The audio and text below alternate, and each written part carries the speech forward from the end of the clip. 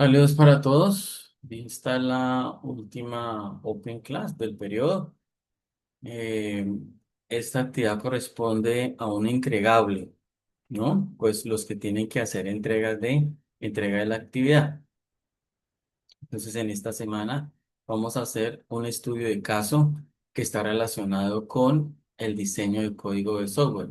Realmente este entregable pues tiene bastante trabajo ya que corresponde a una recopilación de lo que se ha venido trabajando en cada una de las semanas. Se hace de manera individual donde cada estudiante debe plantear un estudio de caso sobre diseño del código de software para que puedan saber cómo diseñar versiones diferentes del mismo programa en diferentes árboles de código fuente, conforme pues a lo que se ha venido trabajando en las diferentes etapas del ciclo de vida de desarrollo de software.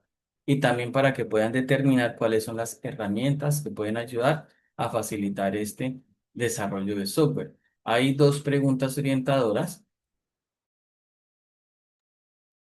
Una que tiene que ver cómo es el caso, cómo el caso planteado pudo o puede complementar su proceso de aprendizaje y de los sistemas operativos multiplataforma trabajos, cuáles llaman más la atención. Realmente, no tanto sistemas operativos, sino lo que hemos trabajado en la multiplataforma en relación a los navegadores, ¿cierto? Y también a los diferentes dispositivos, pero también aplica a sistemas operativos si así lo desean. El trabajo entonces es hacer un caso de estudio en un procesador de texto u Word. Aquí se recomienda pues trabajar digamos con la última, aquí hay unas pautas, ¿no? Interlineado, tamaño, extensión mínima de 4 páginas, máximo 6. Vuelvo y digo que en 4 páginas, como pasó en la anterior, no es suficiente. Realmente para hacer un buen trabajo se requiere más de 4 páginas. Deben de trabajar con la portada normal, con los datos allí. Una introducción. Esa introducción hace referencia, no es a la introducción del trabajo académico como se está acostumbrado, no, ese trabajo consta de no, la introducción ya es propiamente dicho del trabajo. Hay que incluir tres cosas: el propósito del documento, una contextualización y a quién va dirigido. Cuando hablamos del propósito del documento es porque ahí uno tiene que redactar de tal manera que hable acerca del objetivo, del alcance que tiene ese proyecto, ¿sí? Y en la contextualización, pues es una descripción muy detallada del proyecto como una visión general del sistema de aplicación. Ya en la audiencia también tienen que saber y tienen que describir a quién va dirigido, porque yo les he dicho a ustedes que en el caso del proyecto que yo les he venido socializando, está relacionado más es con desarrolladores y técnicos o tecnólogos, porque son los que inicialmente pueden hacer la instalación y el monitoreo. En el caso, ustedes serían clientes. En cuanto al objetivo, ustedes tienen que describir allí el objetivo, tienen que, perdón, describir el problema o la situación particular. Todo desarrollo de software arranca con un planteamiento del problema porque uno tiene que resolver algo, ¿sí? Entonces, allí ustedes tienen que hablar de la situación en particular del cual ustedes lo van a hacer y tienen que hacer una redacción breve, no tan extensa, muy sintetizada de lo que están exponiendo allí. ¿Cierto? En el desarrollo, pues van a hacer un análisis muy detallado de cada una de las fases del ciclo de vida de desarrollo de software y ya les voy a indicar cuáles son las más importantes basados en el anexo. Aquí hay un anexo que tenemos que revisar y hay unas conclusiones, ¿cierto? Entonces ustedes plantean allí las conclusiones. Voy entonces a compartir el anexo para que podamos revisar. Entonces, en el anexo que es este, vamos aquí a observar lo siguiente. Entonces, diseñe varias versiones del mismo programa en diferentes árboles de código. Uno puede hacer una interpretación errónea cuando dice diseñe varias versiones del mismo programa. Y diseñar varias versiones del mismo programa no es que voy a hacer que haga lo mismo, pero con otro, digamos, cambiando el código. No. Diseñar varias versiones del mismo programa en diferentes árboles de código hace referencia a que es un software donde uno puede dividirlo y digamos, establecer una modularidad. De tal manera que se complementen los dos programas, los dos códigos, los dos módulos. No es hacer un programa completo con un código similar o diferente, pero y que haga lo mismo que el otro programa. No, a eso no se le llama árbol de código es lo que les acabo de explicar. Determinen ustedes con qué herramientas están trabajando. ¿M? Para hacerlo multiplataforma. ¿Sí? Ustedes tienen que diseñar el código de ese proyecto y además, como dice acá, identificando esas herramientas que se utilizó, por ejemplo, para el análisis, para el diseño, para el desarrollo, para la implementación. ¿Listo? Y hay que hacer una descripción del problema. Mira, aquí están las secciones que debe contener el trabajo. Descripción del problema, definir claramente cuál es el problema. Hay que plantearlo bien, ya les voy a indicar cómo se hace. Establecer el contexto. Y en el contexto yo también les he indicado en varias veces en las clases que ese contexto hace referencia a que yo ubico al lector ubico al lector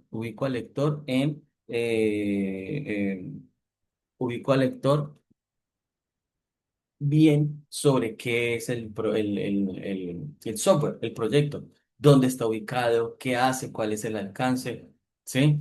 Hay que identificar los requisitos claves. Esos requisitos claves son los que ya hemos venido trabajando también, los funcionales y no funcionales, que el sistema debe cumplir.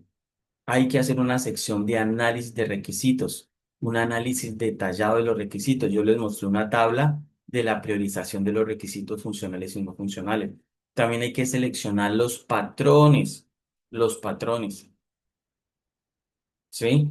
Esos patrones de diseño más adecuados para ese proyecto. También debemos trabajar con el diseño, como lo dice acá, de la arquitectura. Yo les había hablado de la arquitectura de alto nivel, vista de capas y demás. Pues aquí hay una recomendación que ustedes lo pueden diseñar en UML, están Star UML, pero hay otros como DIA. Sí, hay un programa que se llama DIA. Entonces lo pueden trabajar allí perfectamente. O Draw.io aplicar los principios de diseño software, lo que se llama Solid o DREI, etc. ¿Cuáles son esos principios de, de diseño de software? Eso realmente el Solid es cada letra representa algo, es un acrónimo que viene del inglés. La S viene de responsabilidad única, pero eso es del inglés. Si yo lo traduzco al inglés, pues viene como single responsibility. ¿Sí? Entonces, la S significa responsabilidad única, que hace referencia a eso, a que una clase debe tener una sola razón para cambiar. Cada clase hace una sola cosa y la hace bien. Yo no puedo hacer dos clases que hagan cosas similares o de pronto una clase que haga todo un proceso y la otra clase lo retoma y le cambia algo muy poco. No, hace una sola cosa y la hace bien. Porque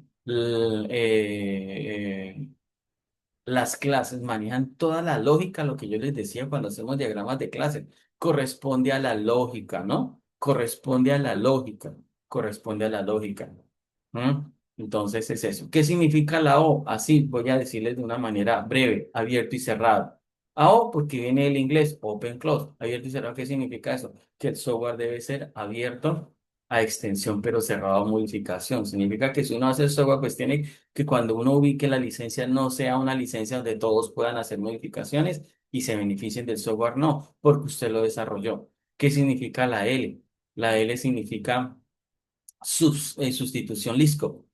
Bueno, ahí viene ahí por el autor, listo, dice que una clase hija puede reemplazar a su clase padre. Significa esto que debe estar muy bien definida la clase padre para que la clase hija la pueda representar en su totalidad, porque si estamos hablando de herencia.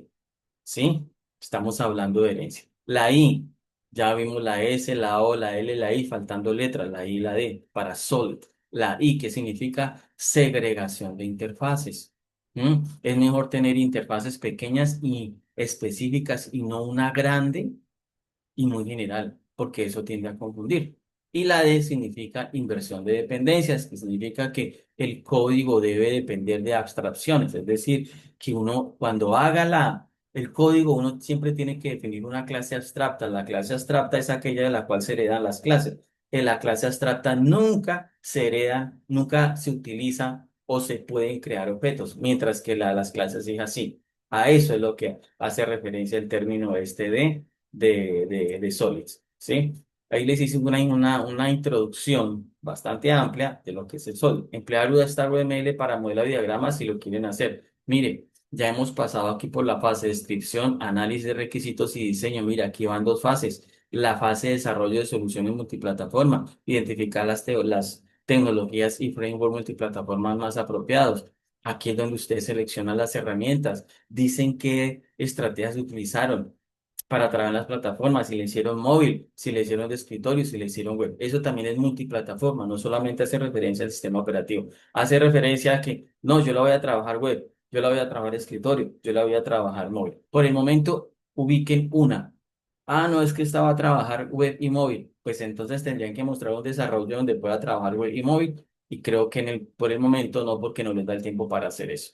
Bien, aquí nos habla de que empleen herramientas como HTML, CSS, Bootstrap. Yo les enseñé en la clase pasada cómo identificar herramientas si una página trabaja con HTML, CS y JavaScript. Pues aquí le están dando una pauta para que ustedes puedan hacer una página si quieren con HTML, CSS y trabajan en un framework. Implementación de herramientas. Entonces, ¿qué herramientas utilizaron para implementar el código completo? Utilizar herramientas de desarrollo, establecer flujos de trabajo o implementar procesos de integración. Y también hay una recomendación para los editores, los IDE, editores de desarrollo integrado. Ustedes han venido trabajando conmigo, yo les he enseñado con Visual Studio Code, lo pueden hacer bien, pero aquí dan otras pautas para hacerlo, cómo lo pueden hacer. ¿Cómo hacen la evaluación y la mejora? Mire toda la cantidad de secciones que exige este anexo. Una, dos, tres, cuatro, cinco, seis. Entonces, vamos con la evaluación y mejora continua porque tenemos que analizar las diferentes versiones del programa, comparar las soluciones multiplataforma. Siempre a veces se coloca una sección que diga identificar lecciones aprendidas. A ver, uno dice, bueno, a ver qué se aprendió, qué experiencias, qué errores se cometieron, cómo aprender de ellas, conclusiones. Hay herramientas para monitoreo. Aquí recomiendan el de Microsoft Azure. ¿M? Y vuelven y dicen, mire, está UML para hacer esos diagramas. Estructura del caso de estudio nos dice, mire, en resumen, el caso de estudio debe tener introducción, análisis, diseño, arquitectura, desarrollo, implementación, evaluación, referencias que no se nos olvide y aquí las herramientas que nos están recomendando. Vamos ya a la parte de aquí del proyecto como tal. Yo hasta les hice acá como esa pequeña portada, que es una portada muy sencilla donde ustedes pueden colocar allí cuál es, que mire, el curso se llama así, estamos en tal semana, el estudiante, el docente y demás. ¿Listo? Bueno, hay una introducción, ¿cierto? Y en esa introducción, pues miren lo que yo ubico en la introducción, ubico dos cosas. Por una parte, yo digo, ¿qué hace? ¿Qué estoy involucrando en el documento? ¿Qué hay en el documento? Mira, hay un proyecto que se llama y coloco todo el nombre del proyecto. Bien definido ese proyecto. Y ese proyecto en qué consiste. También escribo acá en qué consiste ese proyecto. Mira, se centra en el desarrollo de múltiples versiones del mismo programa en diferentes árboles de código fuente. Y aquí digo, teniendo en cuenta qué aspectos, mire, adaptabilidad multiplataforma, componentes, automatización. Y continúo en la introducción. Continúo diciendo que ahí hago una justificación. Mire que arranco diciendo qué es el proyecto, en qué consiste, y luego hago una justificación para empezar a hacer el cierre y lo termino con la audiencia, es decir, a quién va dirigido. Entonces, aquí estoy diciendo específicamente que hay una necesidad porque hay unas soluciones para hacer procesamiento en el borde de la red y no en la nube. ¿A quién va empleado? ¿A quién va, perdón, a quién va enfocado? Pequeñas y medianas empresas hogares, ¿sí? Y termino diciendo que la audiencia, ¿m? Desarrolladores, analistas, estudiantes de ingeniería y demás. Hay una parte que es el objetivo, que el objetivo, mire que siempre lo inicial es redacción, redacción, redacción. Hay un objetivo. ¿Cuál es el objetivo? El objetivo, entonces yo aquí digo cuál es el objetivo que yo uso con mi proyecto. Y es, yo busco plantear, busco establecer, busco proponer un diseño de un código, ¿cierto? Para trabajar con computación perimetral o edge computing. Que eso forma parte de las buenas prácticas de programación, patrones arquitectónicos y demás. ¿Listo? Entonces, eso es lo que es el objetivo. Luego viene el desarrollo. Mire que ya hice la introducción, el objetivo, y luego viene el desarrollo, donde yo planteo el problema. Y para plantear el problema, yo tengo que decir dónde está la deficiencia, dónde está el problema, cuál es el vacío. Yo allí estoy indicando que cuando se habla de monitoreo, de, digamos, de la calidad de aire, en hogares o en las pequeñas y medianas empresas, pues depende de un servicio en la nube. Mire, ¿qué genera? Que hay demora, que hay dependencia de Internet, que hay riesgos de seguridad. Dice que el proyecto busca superar, busca fortalecer, busca garantizar unas cosas y aquí las enumero, ¿no? Que son propias y que yo ya les he venido hablando a lo largo de todas las 8 semanas. ¿Sí? No la leo, allí está. Les puedo explicar cada una de ellas, pero nos demoramos, pero ya también les he hablado mucho de esto. Ya en ese desarrollo, ¿qué era lo que yo les hablaba? Los requisitos funcionales y no funcionales. Yo aquí los describo de una manera muy breve y luego establezco esas tablas. Yo he revisado los trabajos y los trabajos que me han enviado. Ahí solamente hubo como 2 o 3 trabajos que cumplieron con el objetivo porque redactaron requisitos de otra manera, le colocaron unos códigos diferentes, no establecieron la prioridad, estaban mal redactados. Mire, es que vuelvo y les digo que la norma me dice a mí coloque RF y luego los enumera utilizando dos dígitos, 01, 02, 03, 04, 05, que uno debe ubicar siempre el verbo, luego el objeto y luego el mediante o para qué se va a hacer. Y yo también lo he explicado. Sí, mire, capturar qué datos. Y yo estoy aquí siendo complemento más diciendo que estoy utilizando 2 sensores de calidad de aire y que eso se va a hacer a través de qué?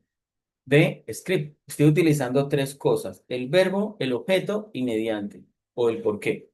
Y así mire la segunda, verbo el que se va a hacer, transmito los datos recolectados recolectados a la Raspberry y le digo mediante qué le digo, usando el protocolo MQTT. Y lo mismo pasa con el otro, miren, y sigue la misma técnica, el mismo método, no hay pierde. Esto no se trata de aprenderlo de memoria, se trata de saber hacerlo. Que siempre que redactemos objetivos, los objetivos siguen el mismo principio. Infinitivo, el objeto o el sujeto y después el mediante o el por qué o el para qué. Y también hay una prioridad, yo también en su momento les expliqué por qué la prioridad, ¿cierto? Tan importante establecer los análisis y diseños de requisitos donde yo les decía, utilicen, esta es una imagen que les mostré sobre la lista de requisitos priorizados y ese es el orden. El anexo nos establece una estructura bien organizada. Mire, voy en la parte de desarrollo, donde yo hago análisis y diseño de arquitectura. Análisis por todo lo que tiene que ver con requerimientos funcionales y no funcionales. Y diseño todo lo que tiene que ver con las imágenes.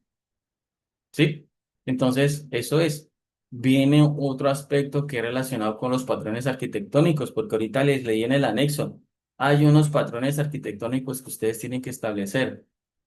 Y los patrones arquitectónicos yo les había hablado también en las 2 clases anteriores que podemos trabajar por capas. Que yo le coloco el nombre a las capas y que yo trabajé con 4 capas, adquisición, comunicación, procesamiento y presentación. Esta imagen que está acá, esta flecha acá, no es una imagen de adorno. La coloqué grande, le coloqué un color que resalte porque aquí les estoy diciendo como vayan atrás, devuélvanse, o aquí también me está indicando, mire, en la siguiente diapositiva está algo que nosotros ya habíamos visto, mire, esta flecha grande dice, mire, vaya a la siguiente diapositiva y retome un concepto que ya habíamos visto. ¿Cuál es el concepto? Sobre la arquitectura del sistema, del DEA. descripción de especificación de arquitectura bajo la norma IEEE 1471, que es la misma ISO 42010, en lo que respecta a vista de alto nivel. Y ahí están mis capas. Mire, la capa de adquisición de datos, cada uno le coloca el nombre que quiera, que hay una capa de comunicación, porque en mi caso es comunicación porque utilizo un protocolo específico, hay una capa de procesamiento y una capa de presentación.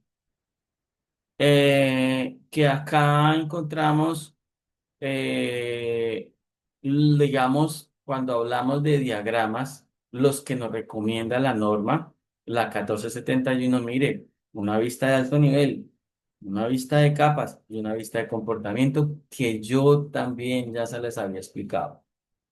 Que la de alto nivel, como su nombre lo indica, yo veo en términos generales todo mi proyecto y lo entiendo.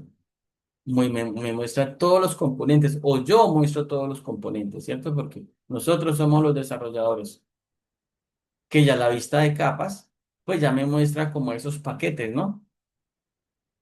Sí, con sus restricciones, sus dependencias. Y la vista de comportamiento, pues hace referencia a esa secuencia de los diferentes objetos que tiene mi proyecto. ¿Mm? Y yo también les había mostrado esta imagen. Mire que todo es retomando de lo anterior. Por eso es que si llegamos a esta etapa, y yo planteé un proyecto nuevo, pues no, no es el hecho, porque ya hemos venido trabajando. Mire la de alto nivel. Ese es un diagrama de componentes con una descripción de lo que hace cada uno. Yo aquí tengo el entorno físico, tengo mi Raspberry, tengo la infraestructura que estoy utilizando como broker para comunicación y tengo el front-end.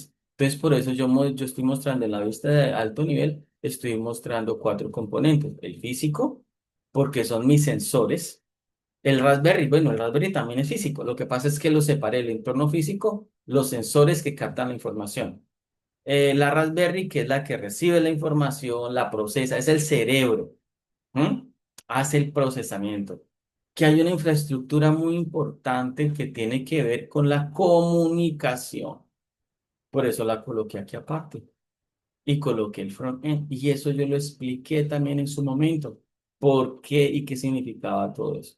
Si alguien no entiende esta imagen, pues toca retomar la clase, la Open Class de la semana 6 y la 7 y ahí yo explico todo en qué consiste cada uno, porque inclusive por qué coloqué los colores. Mire, los colores guardan una relación. Mire, estos dos, este azul con este azul. Todo está debidamente relacionado. Hay un porqué de las cosas. No es porque fue arbitrario, porque yo le puedo colocar a cada uno un color diferente, no. Luego viene la vista de capas. Yo también se la expliqué en su momento a ustedes. Por favor, retomen eso, que la vista de capas es muy diferente a la vista de alto nivel, porque yo aquí ya lo que hago es mostrar cómo esas dependencias están relacionadas entre sí de arriba hacia niveles inferiores. Y también lo expliqué. Y mire que guardo los mismos colores con respecto a la vista de alto nivel. ¿Mm? Lo mismo, mire, los sensores, la capa física. Mire el de comunicación del broker, que es bien importante, el MQTT, para poder establecer la comunicación de los sensores a la Raspberry. Y por último, aquí la capa de presentación. Por eso les digo que no puedo explicar esto porque ya lo había explicado. Y llega una parte que yo les había dicho en relación al anexo, que es los estilos aplicados, que hace referencia a la modularidad. Hace referencia a la modularidad. ¿Mm? Cuando dice esos estilos aplicados, allí yo coloqué el término modularidad. Módulos. Me permite tener versiones en distintos árboles de código. ¿Mm? Porque la modularidad es un principio de diseño donde yo puedo dividir el sistema en componentes o módulos completamente independientes, cada uno encargado de cumplir una función específica.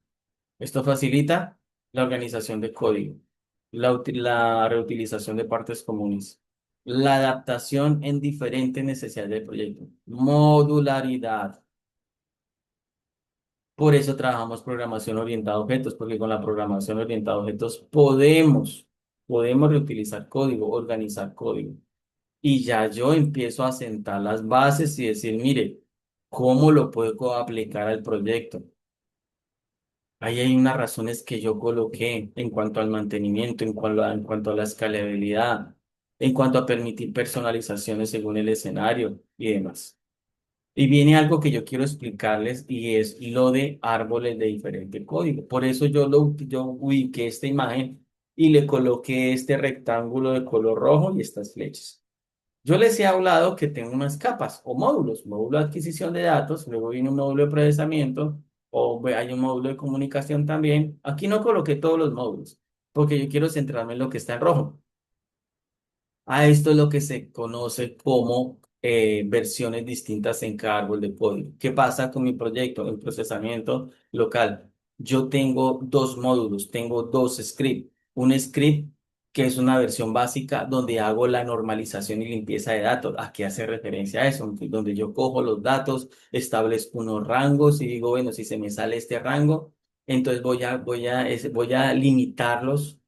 Voy a colocar unos formatos a los datos que lleguen, porque es que los sensores vienen de fábrica, ellos lanzan unos datos específicos. Entonces yo lo que hago es como establecer unos parámetros para que cuando llegue a nivel de software yo digo, si el rango está entre este y este, arroje este mensaje.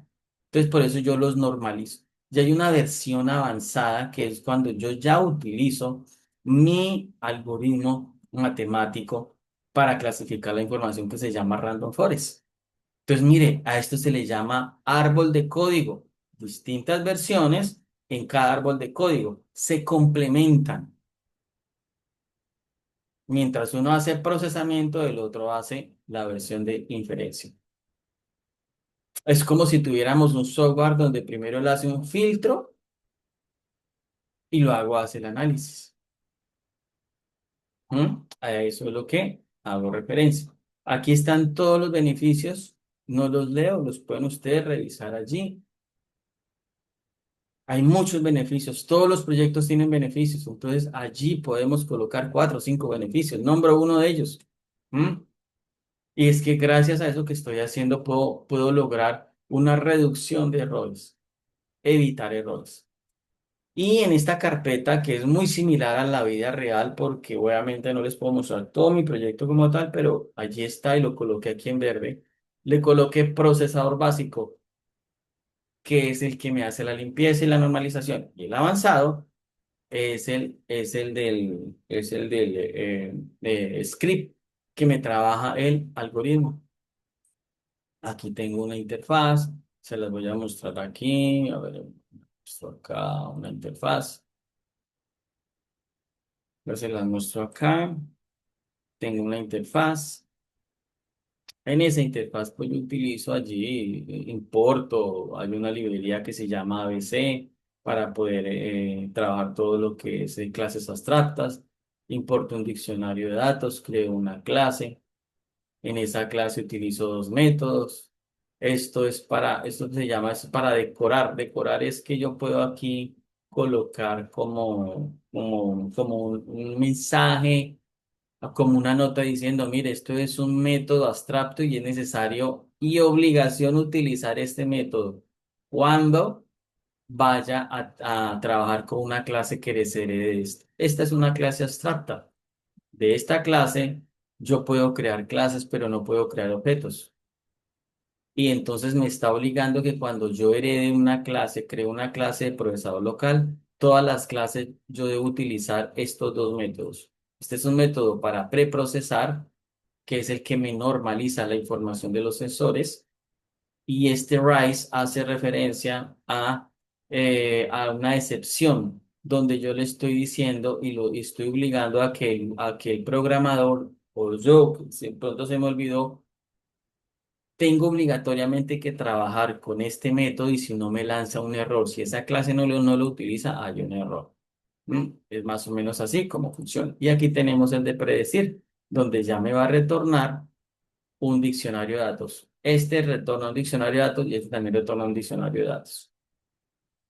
Un árbol de código es este, mírenlo. Este árbol de código es bastante extenso. No voy a explicar al detalle, ¿no? Pero sí les indico unas cosas. A ver, ¿por qué se llama árbol de código? Porque un árbol tiene ramas. Entonces, mi árbol empezó por esta. Yo podría haber unido los dos, ¿no? Yo podría haber unido los dos y haber dejado uno solo. Bueno, está bien. Lo que pasa es que hacer los dos en uno solo, mire toda la cantidad de código que hay, mire todo este código. Y mire, perdón, y está este. Y este código, bueno, este más pequeño. Yo lo puedo hacer, no hay ningún problema. La cuestión es que como tenemos que trabajar con árboles de código, eso me facilita a mí para el mantenimiento. Si yo de pronto encuentro dónde está el error de mi programa y si encuentro el error que está en avanzado, pues me concentro aquí en este y este pues no. Ahí si el error está acá, pues me concentro en este y no tengo que empezar a trabajar con código demasiado amplio. Entonces, en el básico yo hago una cosa. Bueno, esta interfaz es necesaria, ¿no? Porque el programa funciona con los tres. Entonces, esto no es un árbol de código, este sí, porque los dos hacen algo muy similar. Primero se activa este, se crea este, y luego llama a este. ¿Mm?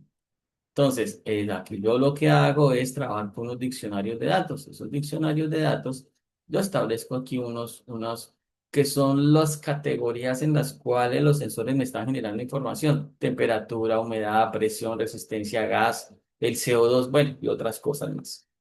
Y yo le coloqué a un diccionario un nombre y al otro diccionario le coloqué otro nombre. Y yo aquí establezco unos rangos mínimos y máximos de los cuales podría yo recibir que cuando los valores lleguen en esos rangos tan amplios, él me los acorte. Aquí estoy siendo un poquito exagerado, que si la temperatura está por -20 o 85 grados, no, aquí pasa algo. Entonces, aquí más adelante yo lo que hago es recortar. Hay una función que se llama recortar y una que se llama escalar. Entonces, pero yo lo tengo que hacer porque en ocasiones los sensores les pasa eso.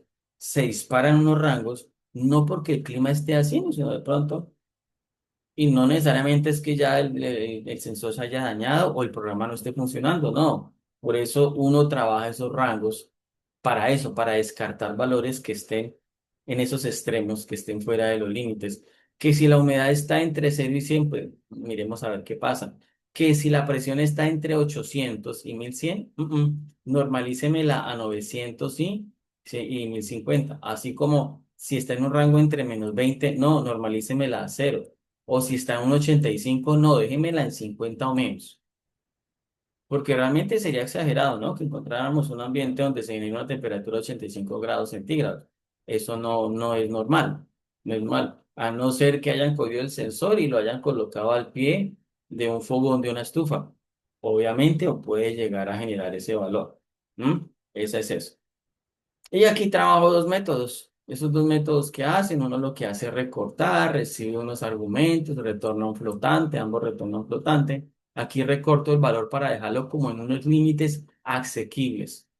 Y luego aquí también establezco el mínimo para establecer unos valores mínimos normales. ¿Mm? Eso se aprende es solamente con la experiencia cuando uno trabaja con este tipo digamos, de IoT, Internet de las cosas.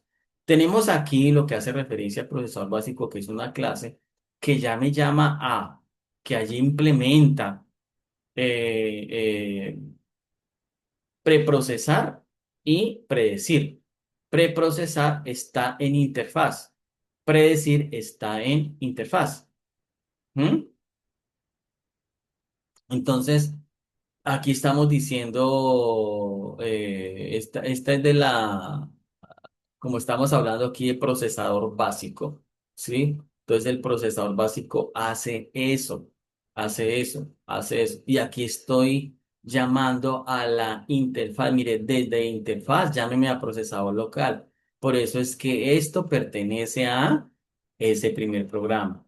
¿Mm? Luego, ¿qué pasa? Luego, ¿qué hacemos en el otro árbol? Este ya es más corto, este ya es el de inferencia. Este llama. Este llama a procesador básico. Mire que procesador básico llama a interfaz. ¿M? Y avanzado llama a básico. Entonces ahí se va formando el árbol. Ahí se va formando el árbol y entonces él aquí lo que hace es llamar a preprocesar, a predecir que está ya en procesador básico y empieza todo el programa así a funcionar.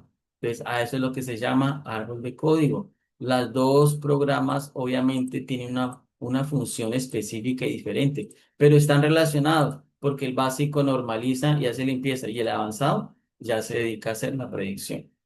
A eso es lo que hace referencia a eso. Ya para terminar, entonces yo quiero mostrarles ahí en las diapositivas aparece esto. Mire, diagramas de clases, no se les olvide los diagramas de clases. Se pueden hacer. Mira, aquí tengo diagrama de clases muy completo de mi proyecto. ¿Mm? ¿Cómo están esas líneas? Lo que yo les explicaba de la composición y agregación. Mire, aquí están los rombos rellenos que me indican esa relación fuerte entre unas clases con otras. Los empaqueté, eso se utiliza mucho en clases, empaquetar como para ordenar allí.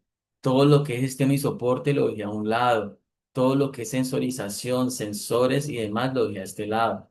¿Mm? Mire, generalmente siempre lo que es del protocolo lo dejo afuera porque forma parte de la comunicación y él necesita primero recibir de unas clases acá de sensores. Esto también ya lo había explicado en su momento el diagrama de secuencias, ese diagrama de secuencias que me muestra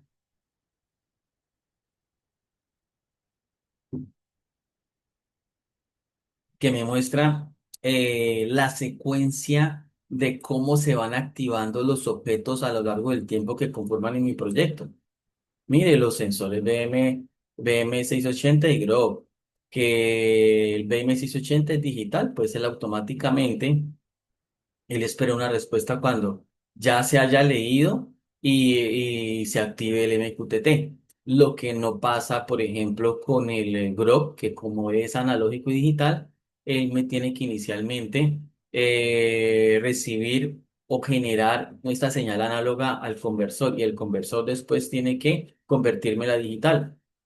También yo ya les había explicado esto. Entonces, tenemos ya unos diagramas, ya hemos visto diagramas, varios diagramas que ustedes pueden hacer, el de clases, el de secuencia, los que vimos en la clase pasada de los casos de uso. Y para terminar, yo quiero mostrarles esto, desarrollo de soluciones multiplataforma.